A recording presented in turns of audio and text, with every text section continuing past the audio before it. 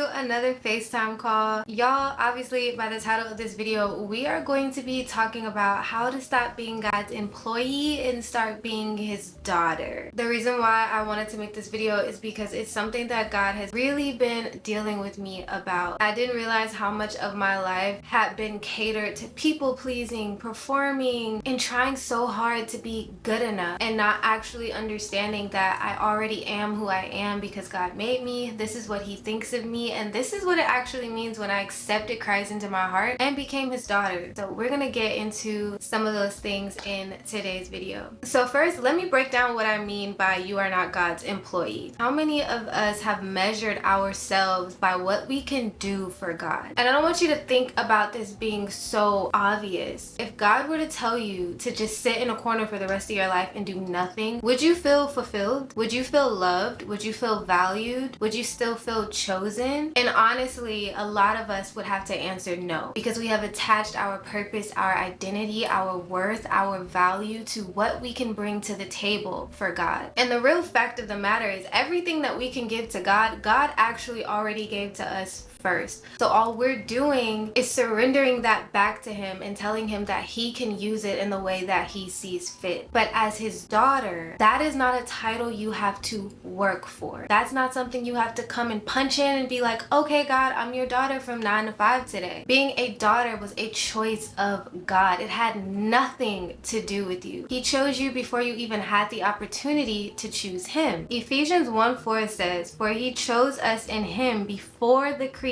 of the world to be holy and blameless in his sight." So before the world was even created, before sin could even enter the world, God chose you to be holy and blameless before his sight. He wanted you to be his child. He wanted you here by no works, by no efforts, by not doing anything that you possibly could to think that it would make you qualified or deserving of this kind of love from such a great father. And so the reason we're so stressed out is because we keep trying to clock in to a job with God instead of a relationship. We think that if we use our gifts and our talents and our skills and our abilities and be a good friend and we be a good girlfriend and we be a good wife and we be a good earthly daughter, that this is what is going to gain us worth and value in the eyes of God. And that is just simply not true. He already values you. He already thinks that you are worthy. And learning how to be a daughter to such a great and magnificent father is a learning curve for us. And it doesn't look like what we've made it look like. And so today we're going to talk about what it actually should look like and ways that you can practice actually being God's daughter first before you're anything else. First thing, we need to shift from earning to receiving. If you're an employee for a company, you are rewarded for what you do. But as a daughter of God, you are loved for who you are. This is a really difficult concept for me to grasp because everything in this world teaches me that I need to do something in order to get something in return. There's nothing in this world that I had experienced before truly accepting Christ and allowing him to send people into my life that reflect his love, that said, I love you already before you do anything. You're good enough already before you do anything. A lot of us have been in friendships that have failed, romantic relationships that have failed. Some of us have had really poor family relationships that hasn't actually reflected the pure love of Christ. And so we come into this relationship with God thinking that we have to do so much. So I'm going to use, for example, a relationship. Let's say you're getting to know somebody and you know that they're paying attention to you to see if they're interested in you or not. This happens romantically, but this also happens in friendships. And as you build any type of relationship with people in this world, you're going to have to get to know them before you actually feel as though they will add value to you. It's all about what you're bringing to the table and how that person is measuring it that determines their proximity to you and what they think of you. When you come into a relationship with God, God already knows who you are. He already knows what you're bringing to the table because he gave you everything that you would bring to the table. He already knows who you were, who you are, and who you're going to be. And he says that I love you in every single version. I knew you before you even knew you. As a matter of fact, you're going to get to know yourself a little bit better after coming to me. I'm going to even continue to make changes to what I think needs to be changed in you. I'm going to cut off branches that bear no fruit, and I'm going to prune the branches that do so that they bear even more fruit. I'm going to make you even more like me since you've decided to come into a relationship with me. And I'm doing this because I love you as your father, not because you did anything to earn it, not because you had enough gifts and talents to bring to me, not because I got to know you enough to decide that, you know what, you're my type. Like, you are already God's type. In Romans chapter 8, it talks about how the spirit that you receive doesn't make you a slave, but instead you've been adopted into sonship, so where now you can call God Abba, which means father. You didn't have to do anything to earn your place as God's daughter besides just receiving and accepting Christ into your heart. Point number 2, talk with him, not at him. I didn't even realize that this was something I was doing. So to keep this employee versus daughter example going, when you are an employee, you report to your boss. You tell them what happened in the day. You tell them how many sales were made. You run down all of these metrics to them because they're your boss. And that's what you're supposed to do. And then you clock out and you go home and you live the rest of your life until you clock back in again. But with God, as a daughter, you're not reporting to him. You're having a conversation with him. How many times have you gone to God and said, this is wrong, this is wrong, this is wrong, or this is what's going on, and that's going on, and this person is that, and that person is blah, blah, blah, and then you get up from prayer and you go on about your day and your life because, all right, God, I clocked in, I reported to you today. We can't look at it like a task. We have to look at it like a relationship. What if you were right in front of me right now and I was having a conversation with you and all I did was just pour out to you everything that was going on in my life and then said, all right, see you later? That is not how conversations work. Conversations work by talking and listening. And here's the thing about the conversation. It's gotta be honest. So many of us, because of this performance-based pressure in our relationship with God, we go to him like, God, I trust you, knowing that in the back of your mind, you really don't trust him. We go to God and we'll be like, God, I'm waiting on you, knowing in the back of your mind, you're super impatient and you're struggling with trusting him because you know a bill is due tomorrow and you don't have the money in your account to pay it. You know the car note is coming up and you have to decide between that or groceries this month. You know that you're in a God-given relationship, but you don't feel qualified to be there. These are the kinds of conversations that you need to have with God, because when you are honest with him, he will also be honest with you. God is the one who has the ultimate truth. Your perception of truth is flawed by your emotions. It's flawed by not knowing the future. It's flawed by not even understanding fully the power of God that resides and lives in you. But you come to discover this by being in relationship with God, by talking with him through some things. So instead of coming in your prayer closet knowing all these things that are on your mind, saying, God, I trust you, and God, I know you're gonna do it for me, try saying, God, I'm actually struggling to trust you right now in this area. I don't know what's hindering me from trusting you. Please show me. God, I feel burdened to trust you with this. I feel burdened to show up in this relationship. I feel burdened to show up in this position that I know you gave me because I don't know how. When you do things like that, God will literally, with the quickness, reveal so much to you about yourself and about him. But you also have to make sure that you stay to listen. That quietness, that stillness where there's no other noise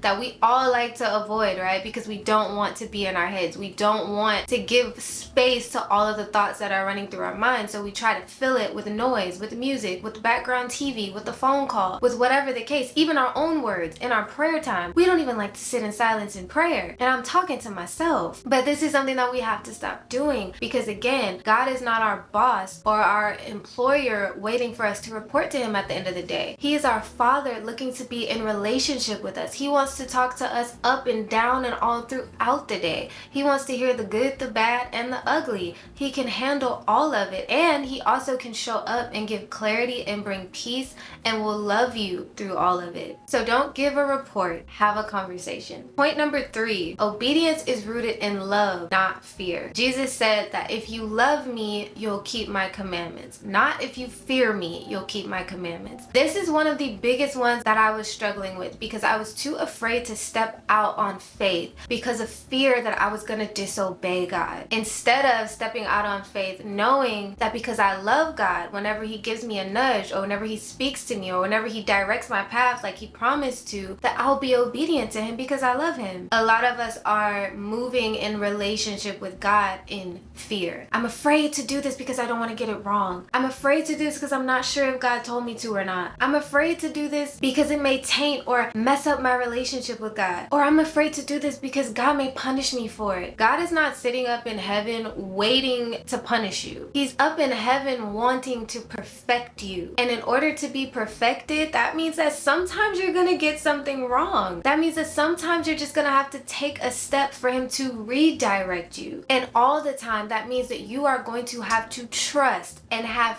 faith that the God that you are praying to, the God that you have submitted your life to and devoted your life to, has your back. 1 John 4:18 says, "There is no fear in love. Dread does not exist, but full-grown, complete, perfect love turns fear out of doors and expels every trace of terror." Do we actually believe that? Because honestly, I can say that I didn't. I was moving out of fear and didn't even realize it in my own relationship with the Lord. I was becoming stagnant because of fear in my relationship with the Lord. I was procrastinating because of fear in my relationship with the Lord. And that doesn't have to be the case. I can trust that I love my Father and my Father loves me, and he is consistently perfecting me and pruning me to have an even more pure and perfect and complete love for him every single day. You have to understand that as an employee, you obey out of fear of not wanting to lose your job. But daughters obey because we love our Father, not because we're afraid that he's going to disown us one day. God is not trying to fire you from being his child.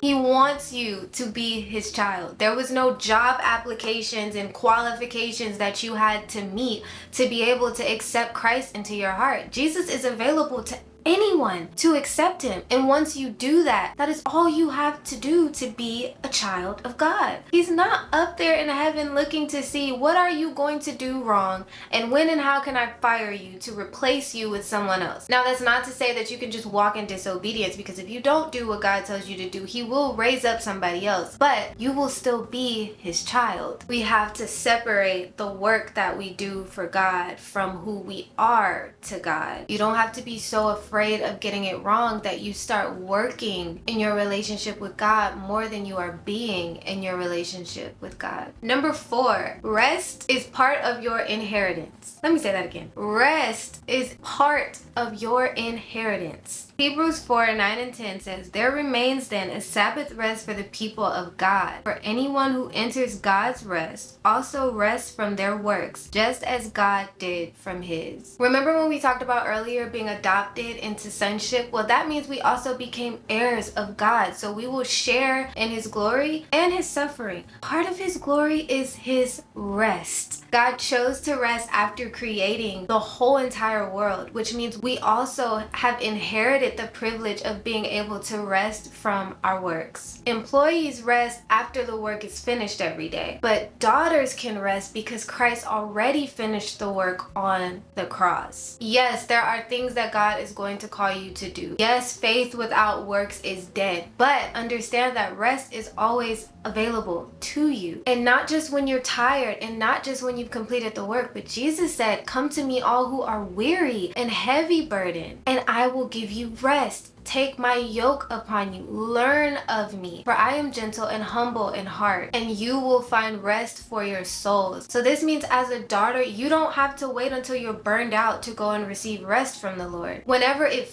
feels like it's too much, you can get rest from the Lord. Whenever you think that you can't do it, you can get rest from the Lord. Whenever it's weighing too heavy on you, you can get rest from the Lord. You don't have to wait until things are complete enough for you to feel like you can then go to your Father and receive rest. He knows your limitations. He knows the battles that you're struggling with, because Jesus is sitting on the right hand of him, literally explaining all this to him. He's saying, "Hey God, I actually know exactly what it was like and what they're feeling right now. This is what it is, and this is what they need right now." But you're never going to be able to receive that if you never come to him at the moments that you need it. You don't have to finish the shift before you go for a refuel. God is always there. He's always rooting for you. He's always proud of your efforts. And he's not measuring you in the way that an employer would to say, why do you need a break when you've only been at work for 2 hours? He's saying, if you need a break after 2 hours, that's all right. I'm going to strengthen you so that you can go out and work for 4 hours next time. If we take all 4 of these points and combine them together and put them into intentional practice, I promise you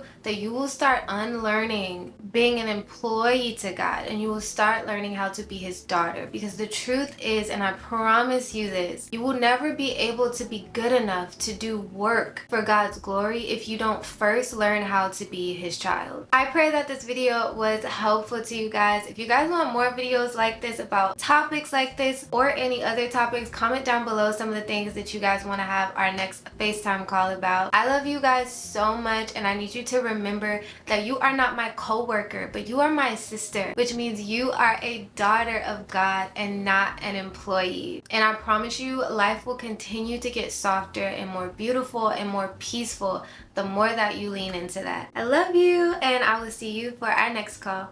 Mwah!